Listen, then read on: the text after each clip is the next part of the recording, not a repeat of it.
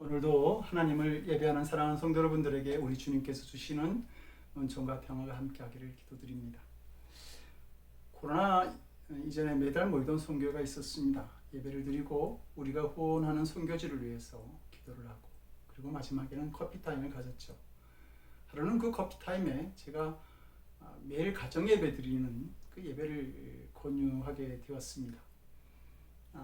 매일 가정 예배를 드리면 하나님을 경배하는 기쁨이 있고 또 우리가 드리는 기도에 응답하시는 하나님의 역사를 확인하는 즐거움이 있다고. 그러면서 매일 예배 드리는 일이 쉽지만은 않지만 그러나 예배 드리는 은혜가 큽니다라고 이렇게 권유를 하자 갑자기 한 성도가 목사님도 예배 드리는 게 힘들 때가 있어요? 라고 이렇게 묻는 겁니다. 좀 당황스럽긴 했지만 정직하게 대답을 드렸어요. 제가 건강이 안 좋거나 또 일로 인해서 예배 시간이 좀 늦어지면 좀 꾀를 피우고 싶은 마음이 들 때가 있습니다. 그러나 가장 힘든 것은 제가 어려운 문제를 만날 때죠. 그러면 왜 하나님께서 이런 시험을 나에게 주시나? 내가 무슨 잘못을 했다고? 하나님께서 나를 버리시나? 이런 어떤 심각한 갈등과 믿음의 해이 속에 빠지게 되고 예배가 힘들어지는 것을 경험할 때가 있습니다. 라고 말씀드렸습니다. 성도 여러분, 고난은 우리가 정말 하나님의 은혜를 믿는 자인지 아닌지를 알아보는 시간입니다. 그러므로 중요한 것은 힘들고 어려운 순간 속에서도 언제나 하나님을 바라보는 일입니다. 찬송을 부를 수 없다고 한다면 찬송과 가사를 따라가면서 주님의 은혜를 사모해 보는 것입니다. 그러면 여전히 하나님을 찬송하는 자신을 보게 됩니다. 믿음이라고 하는 것은 언제 어디서나 하나님을 바라보는 것이죠. 우리가 하나님을 바라보지 못하게 되면 반드시 시험에 빠지기 때문입니다. 하나님은 에덴 동산을 지으시고 아담과 하와가 언제나 자신만을 바라보기를 원하셨습니다. 그래서 에덴 동산 한가운데 선악과를 세워 놓으신 것이죠. 그런데 한순간 하와가 이 선악과의 유혹에 빠져서 선악과를 바라보게 되죠. 선악과가 보암직도 하고 자기를 지혜롭게 할 만큼 탐스럽게 보여졌던 것입니다. 그리고 그 선악과를 하와가 먹게 됩니다. 하나님을 바라보지 못하고 그 선악과를 보게 되었을 때 그는 시험에 빠지고 그리고 자신과 그 가정을 망치고 그 아름답고 행복한 에덴 동산에서 쫓겨나는 사람이 되고 만 것입니다. 성경은 하나님께서 그 선악과가 잘 볼 수 있도록 에덴 동산 한가운데 세워놓으셨다라고 말합니다. 그 말은 우리의 삶은 어디서든지 우리가 시험과 유혹에 언제든지 들어갈 수 있다라고 하는 사실을 성경은 말해주고 싶었기 때문입니다. 우리는 나의 삶이 편안하고 잘 될 때에도 하나님을 잊어버리고 세상을 바라보면서 유혹에 넘어가죠. 다윗이 우리아의 아내 밧세바를 취하고 그 우리아를 전장에서 죽이는 죄를 저지르게 됩니다. 그런데 그때 이 이스라엘은 암몬과의 전쟁 중에 있을 때였습니다. 그럼에도 불구하고 다윗은 한가로이 성벽을 거닐고 있었던 것이죠.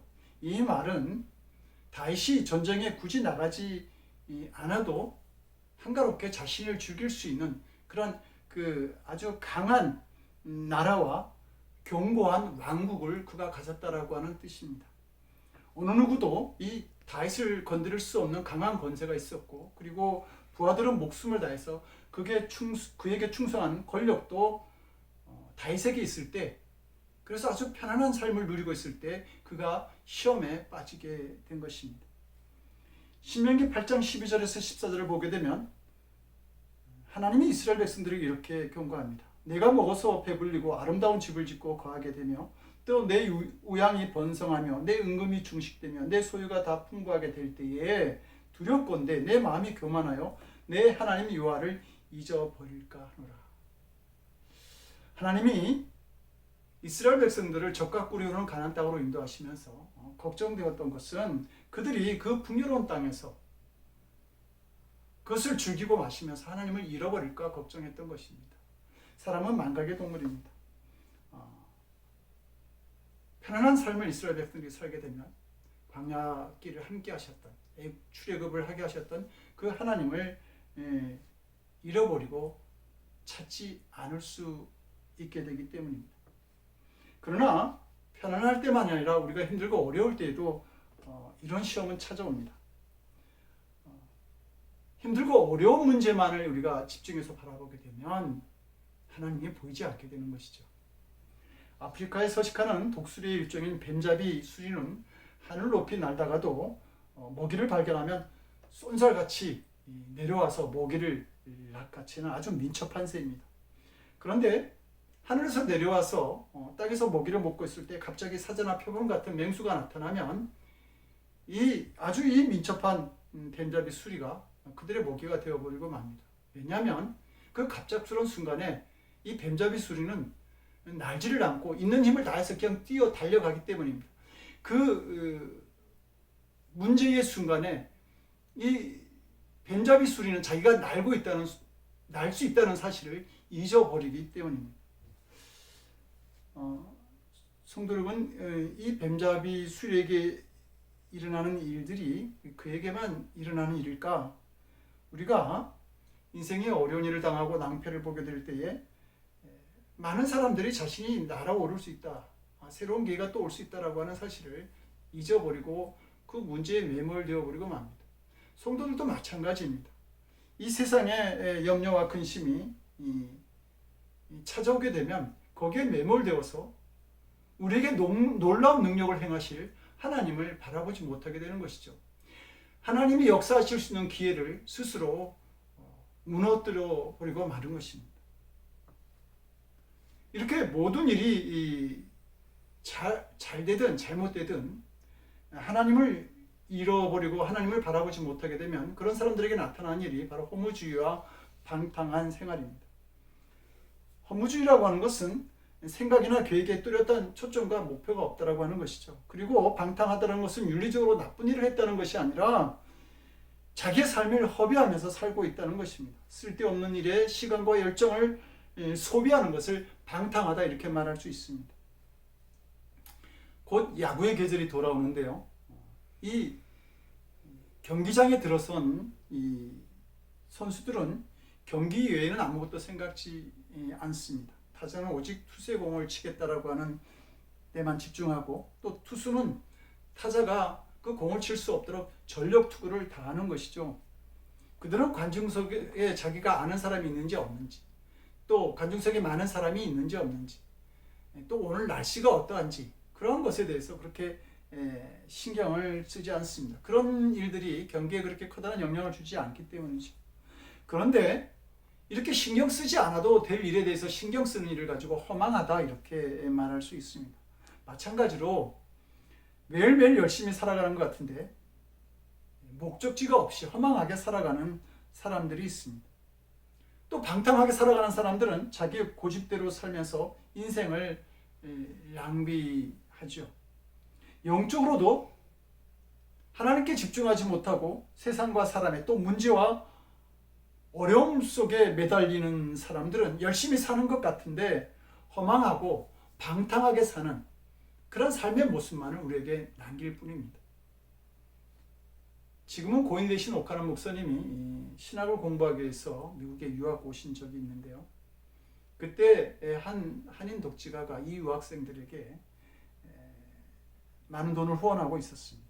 그리고 그 독지가가 한 번은 자신이 후원하는 학생들을 집으로 초청해서 저녁을 먹기로 했는데, 그 초청받아서 간 집은 상상을 초월할 정도로 좋은 집이었습니다. 그분은 자기 집을 이렇게 자랑하듯이 쭉 안내를 하면서 이제 지하실로 안내를 하게 됐는데, 거기에는 그분만의 전용 바가 있었습니다. 그러면서 그 바를 자랑하고, 그리고 그 위에 있는 샹들리에가 그 당시 한국 돈으로 수천만 원 하는 그 샹들리에라고 그렇게 아주 많은 자랑을 했습니다. 유학생활을 끝내고 한국으로 돌아와서 열심히 사역하시는 이 오카나 목사님에게 10년이 지난 후에 연락이 왔는데, 미국으로부터 연락이 왔는데, 그 소식은 자신들을 후원하고 그 자기 집을 자랑했던 그 독지가가 자신이 그렇게 자랑하던 그 바에서 술을 마시다가 권총으로 자살했다라고 하는 그러한 내용이었습니다. 우리가 하나님을 제대로 바라보지 못하면 가야 할 길을 잃어버리고 방황하게 되죠. 허무주의나 방탕한 삶에 빠지게 되어버리고 마는 것입니다. 그래서 예수님은 누가복음 21장 34절에서 너희는 스스로 조심하라. 그렇지 않으면 방탕함과 술 취함과 생활의 염려로 마음이 둔하여지고 뜻밖의 그날이 덕과 같이 너희에게 임하리라 이렇게 경고하고 있습니다. 우리가 방탕하고 술 취하고 또 생활의 염려에 이렇게 빠져서 하나님을 바라보지 못하는 그런 삶을 살게 되면 우리의 삶도 순식간에 끝나고 그리고 준비되지 못한 죽음을 우리가 맞이할 수 있다는 말입니다. 오늘 본문은 다시 지금 자신의 아들 압살롬과 자신을 따르던 신하들의 배신으로 쫓겨다니는 어떤 그 도망자의 신세에서 쓴 시입니다. 그는 참을 수 없는 분노와 함께 너무 힘들고 어려운 처지에 지금 놓여 있었습니다. 사무엘하 15장을 보게 되면 이때 다윗의 모습을 다윗이 감람산길로 올라갈 때에 그의 머리를 그가 가리고 맨발로 울며 가고 그와 함께 가는 모든 백성들도 각각 자기의 머리를 가리고 울며 올라가니라 이렇게 기록하고 있습니다. 머리를 그가 가렸다라고 하는 것은 머리를 풀었다라고 하는 말입니다. 맨발로 울며 지금 다윗이 가고 있습니다. 그런데 이 다윗과 함께 울며 가던 이스라엘 백성들이 가는 방향을 또 이 사무엘하 15장은 건너간 모든 백성이 광야길로 향하니라 이렇게 말하고 있습니다. 그러니까 다윗은 이제 자신을 도울 어떤 사람도 없는 또 자신이 실만한 어떤 장소도 없는 그냥 그 먼지 나는 광야로 도망할 수밖에 없는 신세라는 사실을 성경은 증거하여 주고 있는 것이죠. 이 다윗이 2절에서 이렇게 말합니다. 주는 나의 힘이 되신 하나님이시오늘 어찌하여 나를 버리셨나이까? 내가 어찌하여 원수의 압제로 인하여 슬프게 다니니까?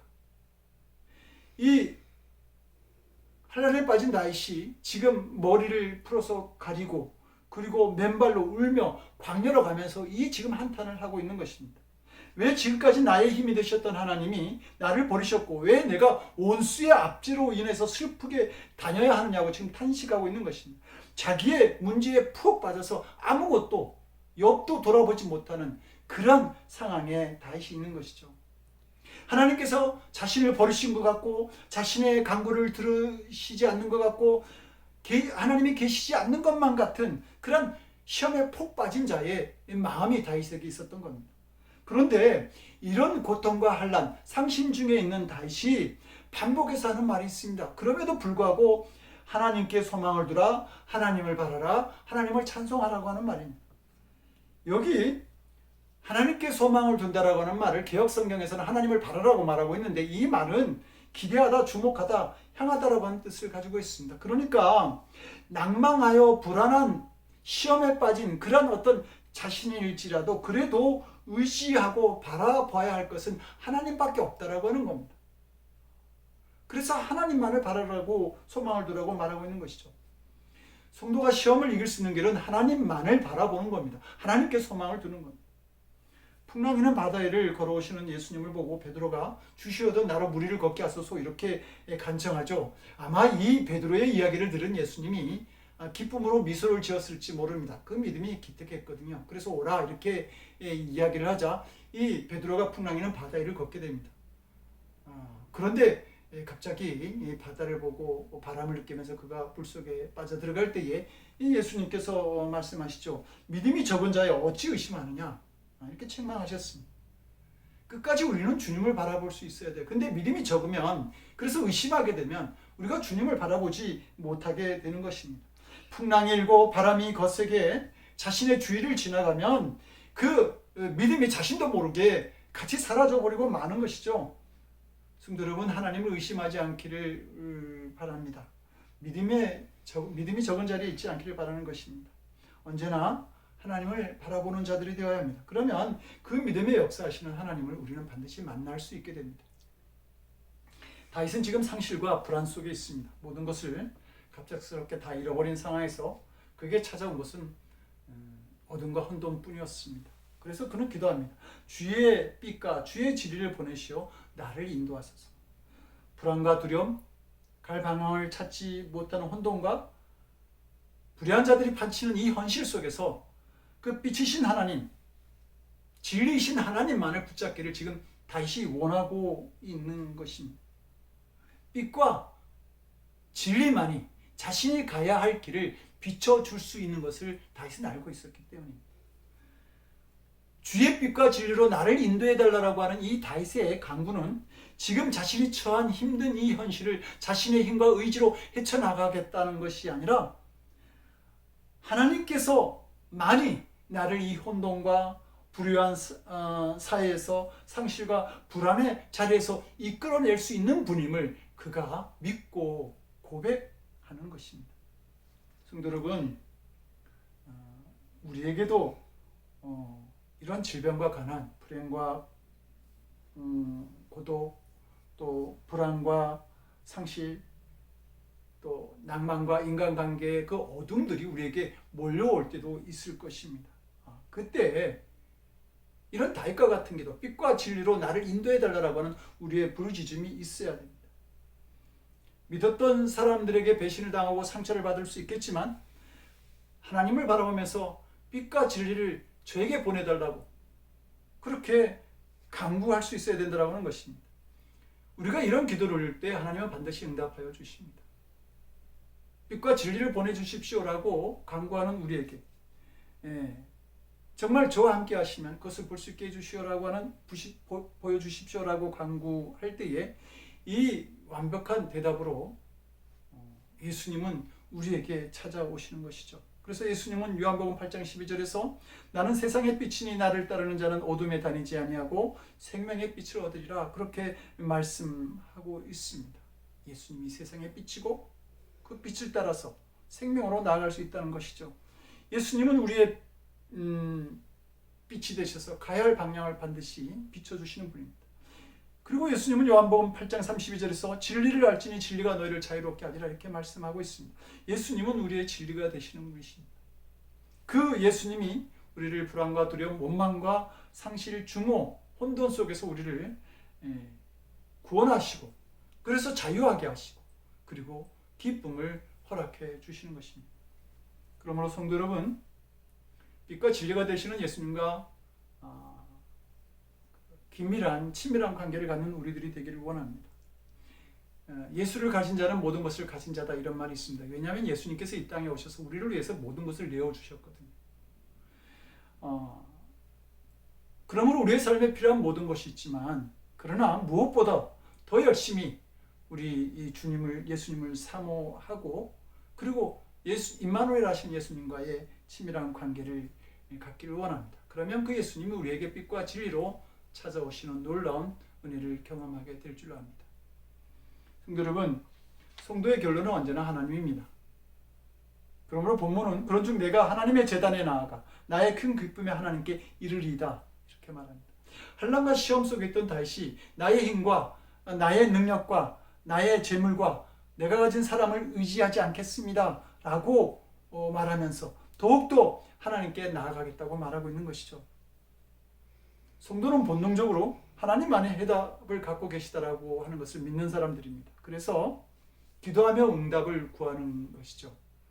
반드시 응답하시리라 이렇게 믿는 것입니다. 그러므로 시험과 있는 성도가 해야 될 일은 하나님을 바라보면서 하나님께 간구하는 것입니다. 문제를 만났을 때 빛을 비춰보게 하시고 진리로 깨닫게 하실 것을 믿고 구하는 것이죠.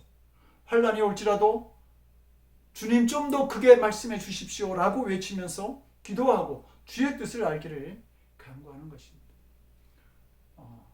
이 불임으로 자식을 갖지 못하고 하늘 가졌던 한나가 바로 이런 기도를 드린 사람이었습니다.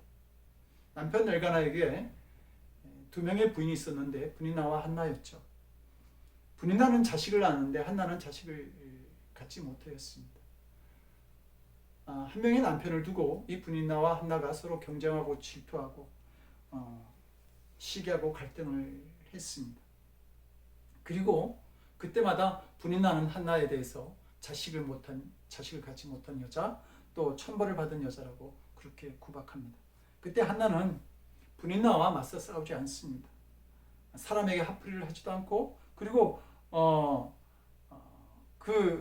사무엘장 10절을 보게 되면 한나가 마음이 괴로워서 여호와께 기도하고 통곡하며라고 이렇게 기록하고 있습니다. 그리고 하나님께서는 이 한나의 기도에 응답하셔서 사무엘이라고 하는 걸출한 선지자를 낳게 하죠. 그 한나의 기도가 응답받은 것입니다. 믿음 안에서, 중요한 것은 믿음 안에서 해결받았다라고 하는 사실입니다. 이스라엘 가장 위대한 지도자 사무엘, 그는 부림이라고 하는 딱지가 붙은 어머니에게서 태어난 아들입니다. 그 사무엘을 통해서 불가능이 없으신 하나님의 놀라운 능력을 나타내시고 그 놀라운 능력으로 잉태되어진 아들을 하나님은 보게 하신 것입니다. 성도는 기도의 응답을 믿어야 합니다. 당장 해결되지 않아도 하나님께서 반드시 그 뜻을, 주의 뜻을 알게 하신다라고 하는 사실을 믿어야 할 것입니다.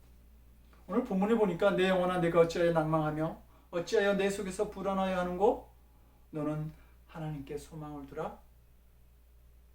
여러분, 이 말씀이 들리십니까? 이 말씀이 기도하는 성도들에게 들려주시는 우리 주님의 음성이라고 하는 겁니다.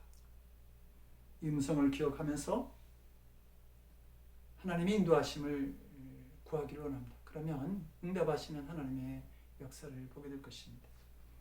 본문 5절을 보니까 그가 나타나 도우심으로 말미암아란 이 말씀이 있는데, 이것을 우리말 성경이나 개역 성경을 보게 되면 내 얼굴을 도우시는 하나님이라고 이렇게 번역하죠. 그런데 이 얼굴을 돕는다라고 하는 말은 하나님께서 얼굴과 얼굴을 맞대는 그 친구처럼 우리와 교제하시면서 어려움을 해결해 주신다라고 하는 뜻을 가지고 있습니다.